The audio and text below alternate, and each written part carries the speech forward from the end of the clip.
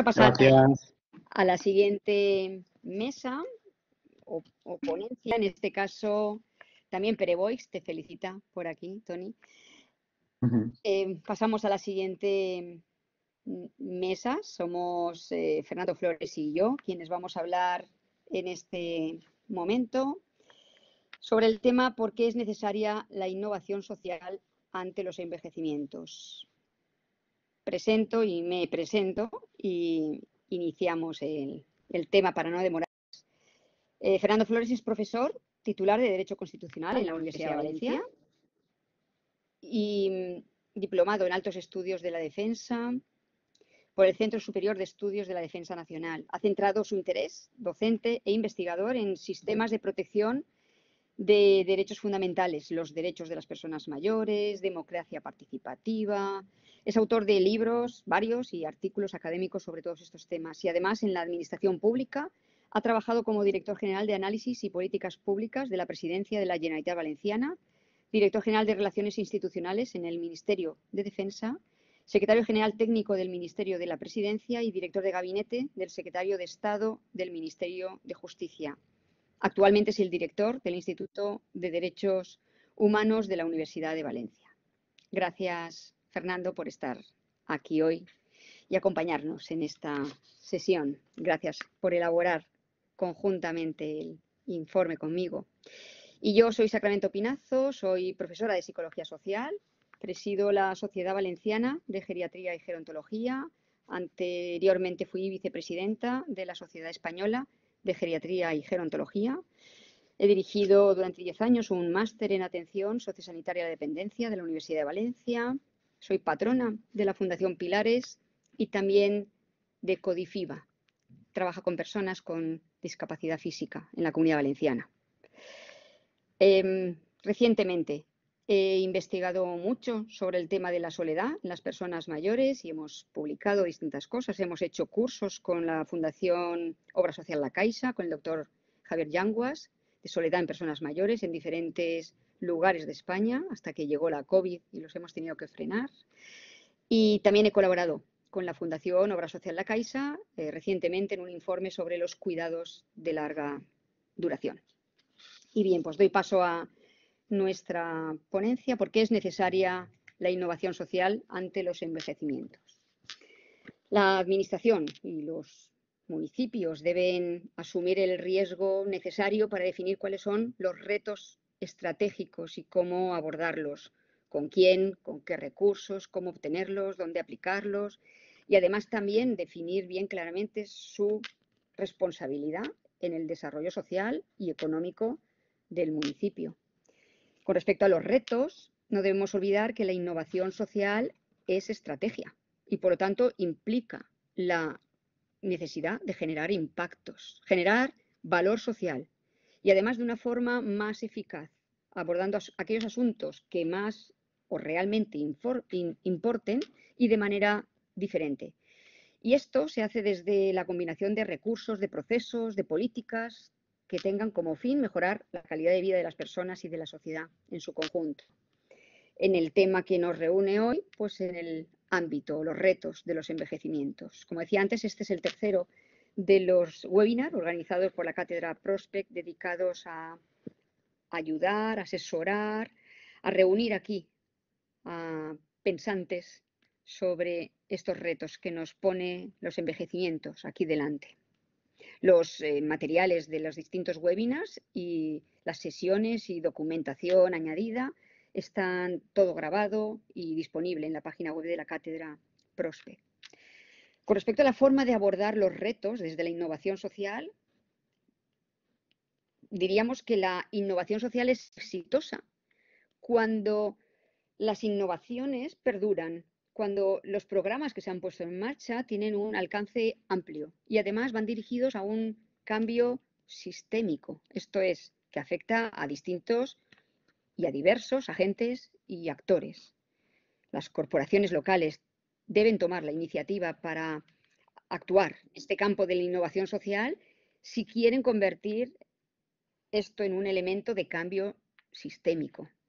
Desde luego, ese desarrollo de modelos de participación y compromiso cívico es la base para el debate y la toma de decisiones de políticas públicas.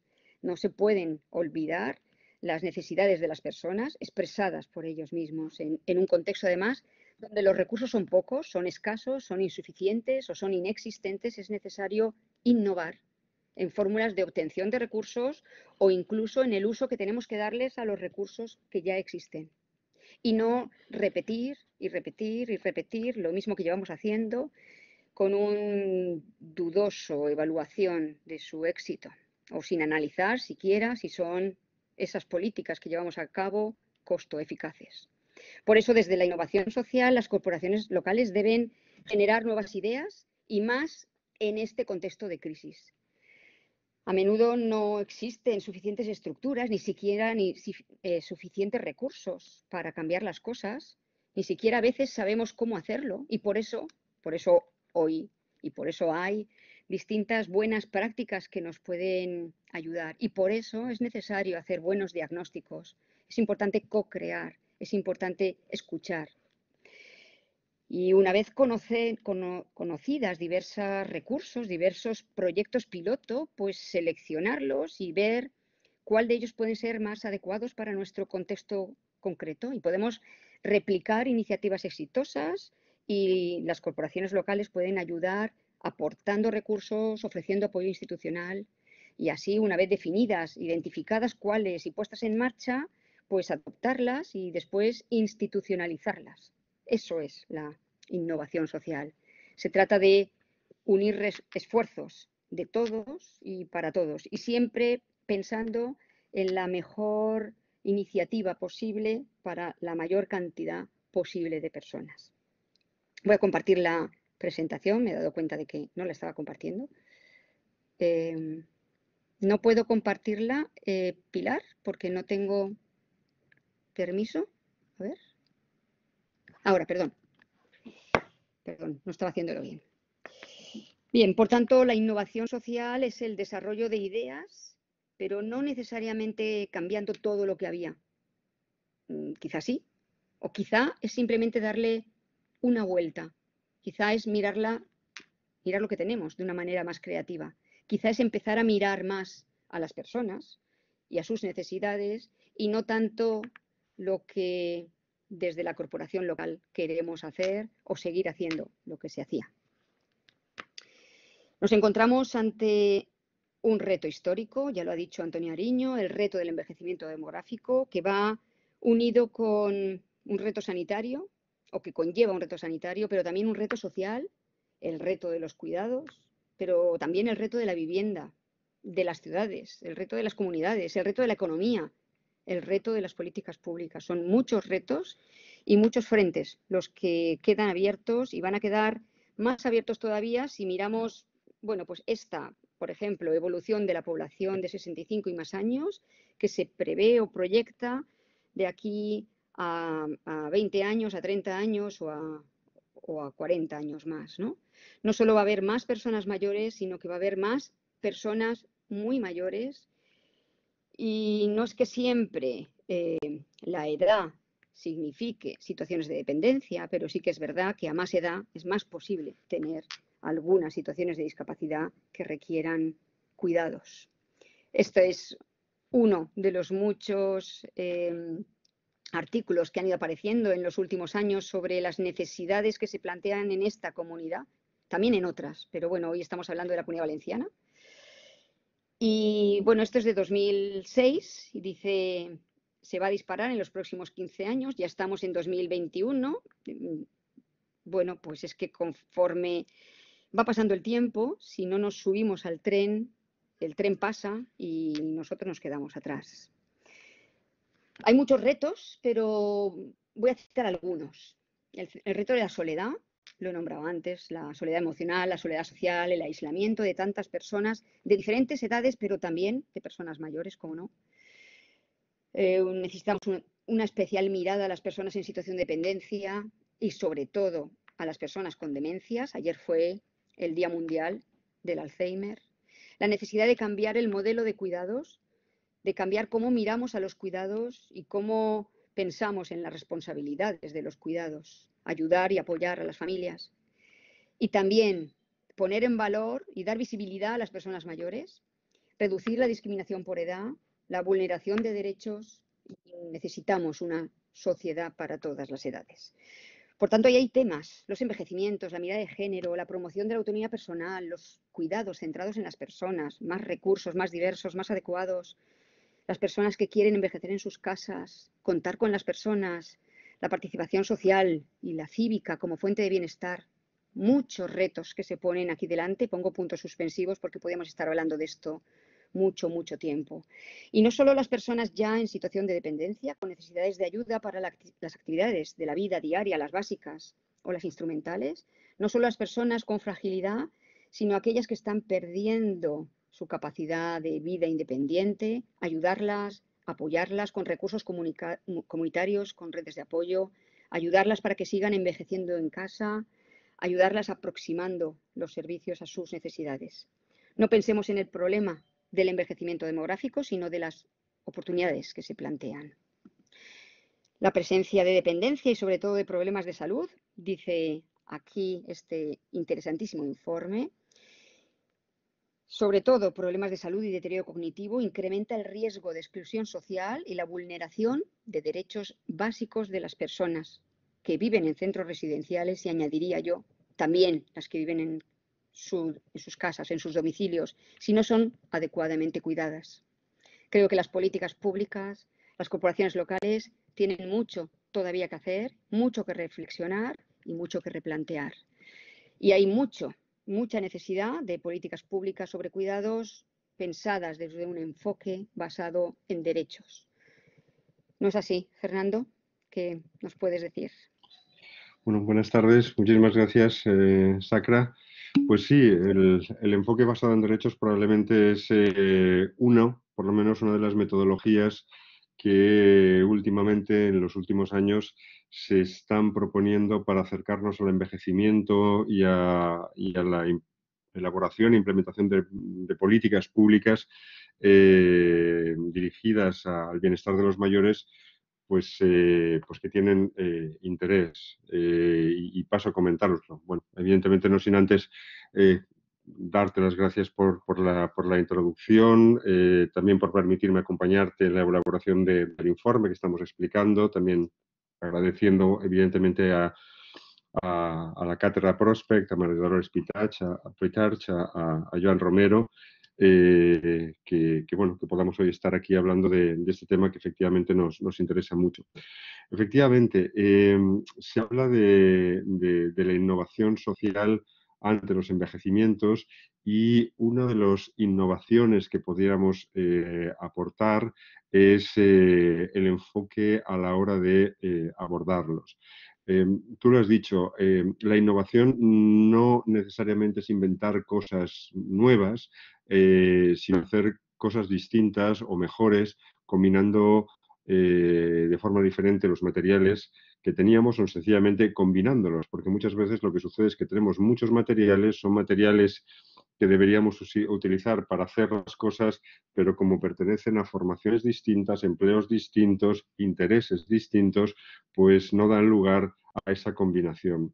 Este enfoque basado en derechos no es un enfoque que tiene que ver con el mundo de lo jurídico, es lo primero que quiero dejar claro. Una cosa es que yo sea un jurista y otra cosa es que sea digamos, el elemento jurídico el central. No lo es. Es un enfoque basado en derechos porque la persona está en el centro digamos, de la metodología, o sobre todo de la finalidad, que es la finalidad que tiene creo, que tiene que buscar, pues, las políticas públicas dedicadas a las personas mayores, ¿no? Es decir, pensar precisamente en las personas mayores, ¿no?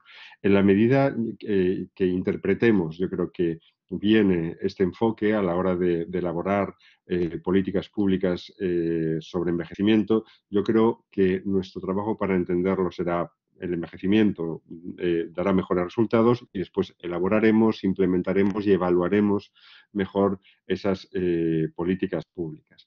¿Cuáles son, digamos, los elementos? Eso es lo que está expuesto en el informe, los elementos que formarían parte de este enfoque, digamos, que tratan de bajar a tierra algunos principios, algunas ideas generales que ya han sido expuestas aquí. El primero de los elementos es que el modo de abordar el mundo del envejecimiento y el mundo de las personas mayores tiene que ser un enfoque de carácter amplio, holístico, también se dice, tiene que ser transversal. No solo puede estar ubicado en un tema o en un sector, sino que tiene que abordar con una mirada amplia el mundo del envejecimiento. Enseguida volveré con él. En segundo lugar, el segundo elemento de este enfoque es el que para elaborar las políticas públicas con carácter general, pero en el tema de envejecimiento de una manera yo creo que más exigente, diría yo, es que los datos o la información con la que se cuente tiene que ser precisa y tiene que ser fiable y que tiene que ser actual y constantemente actualizada. También hablaré algo sobre ello. En tercer lugar, las políticas sobre el envejecimiento, políticas públicas, tienen que ser políticas participativas, es decir, deben contar en todo su trayecto, en la medida de lo posible, en su elaboración, la ejecución y la elaboración, con la implicación de los sujetos interesados. En cuarto lugar, y he visto que hay un primer comentario escrito, tiene que articularse bien desde el punto de vista normativo. Ya hay y yo creo que está muy bien traído, además me ha venido muy bien, hay que, lo normativo en el ámbito de las políticas públicas es esencial. Y veremos que lo normativo no solo es las leyes, lo normativo es toda una serie de categorías normativas que ocupan varios niveles y ahora hablaremos de eso. Pero efectivamente se ha nombrado y creo que la persona que ha hecho esa observación lo hace correctamente o acertadamente.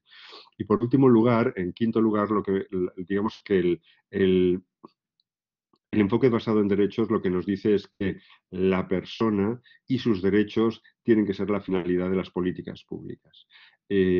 Vamos a ver, por lo menos con un mínimo detalle, 10 minutos, seguro que no me paso, voy a tratar de no pasarme, por lo menos, hablar de cada uno de estos temas y después, si acaso, los podemos conversar más tarde en los debates, ¿no?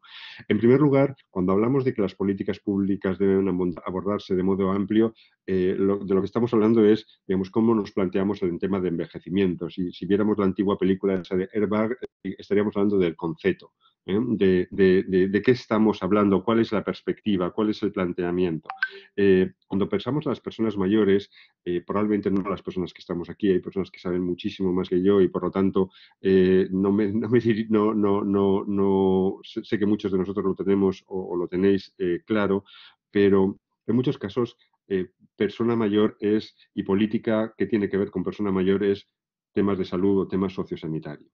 Es decir, tema necesidades. Y efectivamente esto es correcto ver, mirar y cuidar a las personas teniendo sobre todo en cuenta el tema de la salud y el tema de la autonomía, es decir, qué es lo que tenemos que hacer para que las actividades básicas de la vida diaria, que se suelen decir, las puedan ser cumplidas autónomamente por una persona, ¿no? Que es lo que precisamente establece la ley de dependencia como su base. Pero además de esto, que digo que está bien traído, que está bien pensado, en las personas mayores hay que pensar como ciudadanos. Es decir, el cambio de perspectiva es importante, en el sentido de que cuando hablamos de las personas mayores como ciudadanos, los estamos considerando como sujetos de derechos, no como objetos sobre los que aplicamos, digamos, políticas públicas, políticas o servicios sociales, que evidentemente son necesarios, merecidos, exigibles, etcétera, etcétera, ¿no? Pero la mirada amplia que yo creo que requieren las políticas públicas, lo que requiere es que antes de que pensemos en las personas mayores como sujetos de necesidades, los tenemos que pensar como sujetos de derechos. Si se hubiera pensado en las personas mayores como sujetos de derechos, no existirían el sistema residencial tal y como existe hoy. No hablo mal del sistema residencial, pero sí hablo mal del modelo de cuidados tal y como está previsto. Y en muchos sitios el modelo residencial de las personas mayores es un modelo que no ve a las personas mayores como sujetos de derechos, sino como una serie de objetos humanos que en un momento determinado de la vida hay que poner en un determinado sitio hasta que se mueran. Y muchas veces lo que sucede es precisamente extraditándolos fuera de las ciudades a determinados sitios que en ocasiones, o la mayor parte de las veces, pues son sitios correctos, dignos y demás, ¿no? Pero lo ponía como ejemplo digamos, de elemento principal y de concepto. Lo que sucede es que precisamente con la consideración de la persona mayor como sujeto, como ciudadanos, hace que lo miremos desde muchas perspectivas y que por lo tanto lo estemos mirando desde la perspectiva de la salud, pero también la perspectiva de su participación, de sus cualidades, de sus potencialidades, que también forman parte muchas veces de sus cuidados, de su acceso, del urbanismo, de su integración en las ciudades, etcétera, etcétera, ¿no? Es decir, que hay una mirada que cambia y que si puedo ver a las personas mayores desde un punto de vista, desde la perspectiva turística, pero no solo turística de mandarlos a los hoteles, sino turística desde una perspectiva un poco más amplia y más moderna. No me detengo más ahí porque si no me alargo. El segundo de los elementos que he comentado es el tema de los datos, la información. Hay muchos datos, hay cada vez más datos sobre personas mayores, pero también faltan muchos datos todavía. De hecho, las distintas instituciones europeas, también Naciones Unidas, habla de que una de las carencias en relación con las personas mayores es los datos. Cuántos son en cada uno de los sitios, qué es lo que necesitan, digamos, cuáles son características concretas que nos lleven que nos lleven a plantearnos unas buenas políticas públicas, es decir, su vulnerabilidad económica, la vulnerabilidad de salud, lo que ha comentado Sacra sobre la soledad, tienen familia, amistades, apoyo comunitario, son dependientes, ¿en qué grado son dependientes? No es lo mismo un gran dependiente que una persona que necesita un apoyo y que a lo mejor puede y desea quedarse en su casa si tuviera un apoyo lo suficientemente, digamos, aceptable como para hacerlo. La propiedad que tienen es la casa en la que viven, su vivienda, es domicilio propio, es alquiler, qué vinculación tienen. El riesgo de sufrimiento psicológico, no todo el mundo, no todas las personas mayores están en la misma situación. ¿Con qué servicios cuentan? De los cuales hacen uso y si lo hacen bien.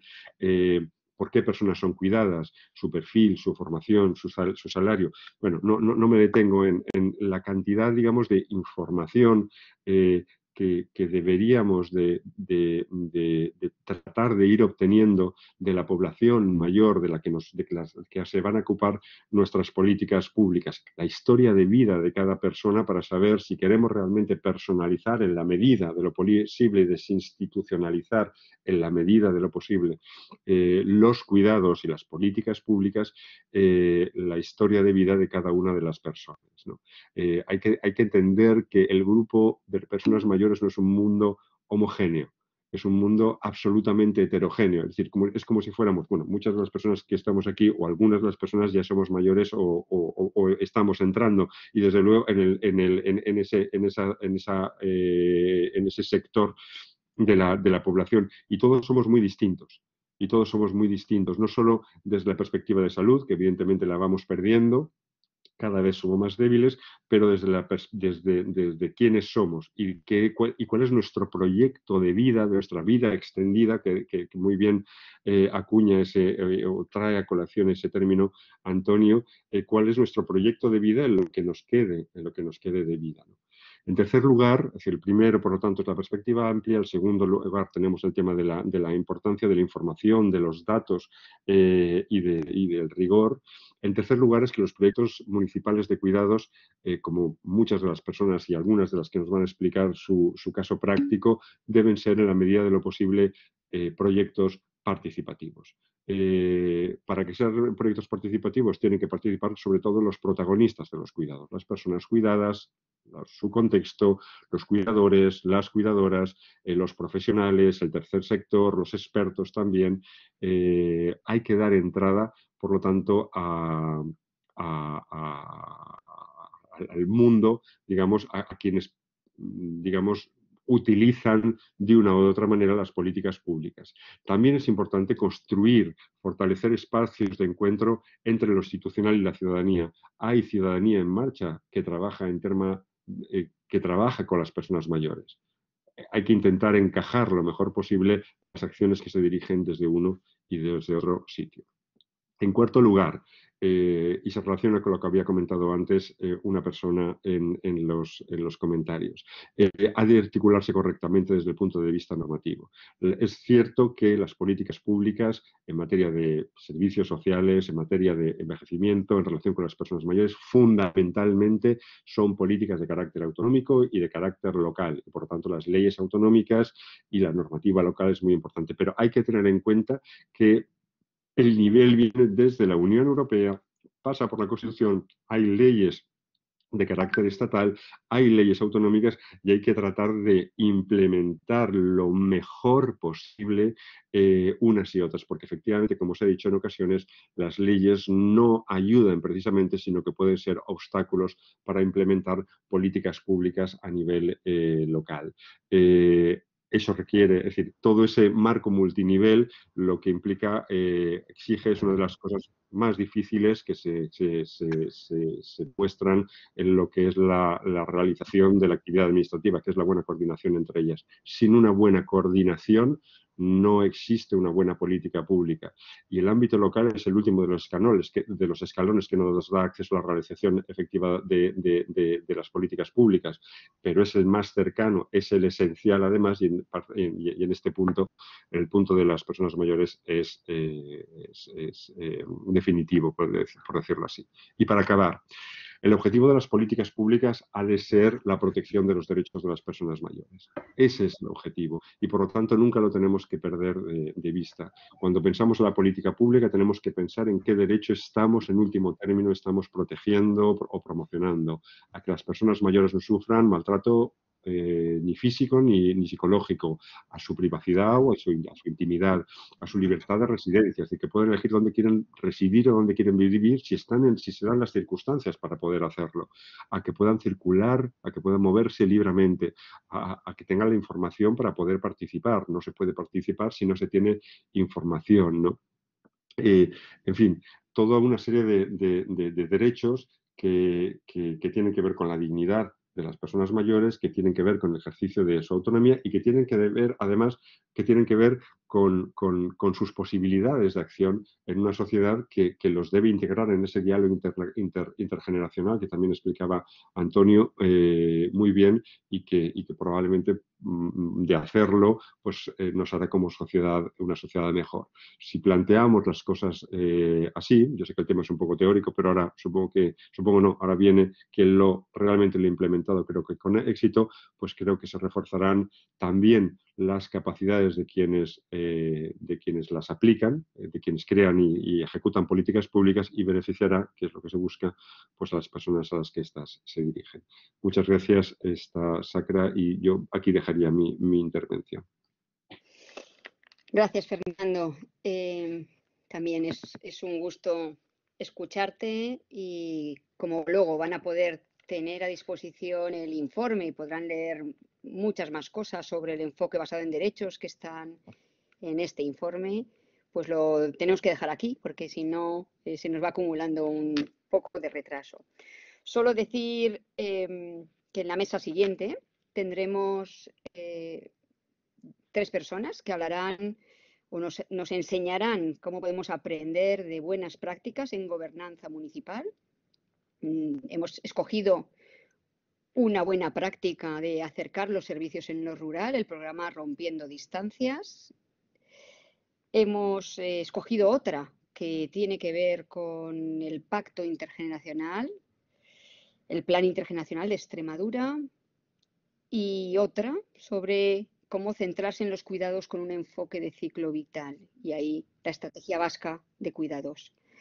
No hay muchísimas buenas estrategias de cuidados, tampoco había muchísimo que escoger, hay algunas cosas, pero no hay tantas y debemos desarrollar entre todos más para que estén a disposición y sobre todo para que podamos preservar esos derechos de las personas. Solo un minuto, Trini, que ya te toca tu tiempo.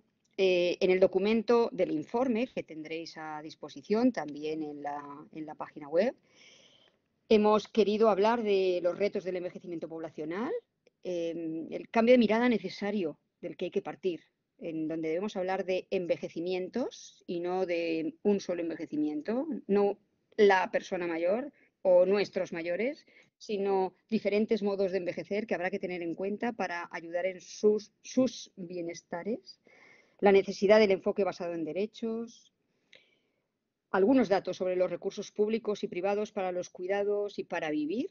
Y hemos introducido el tema del cohousing porque no se habla mucho y es un tema de presente ya, iba a decir de futuro, pero no es un tema de presente, igual que los espacios intergeneracionales.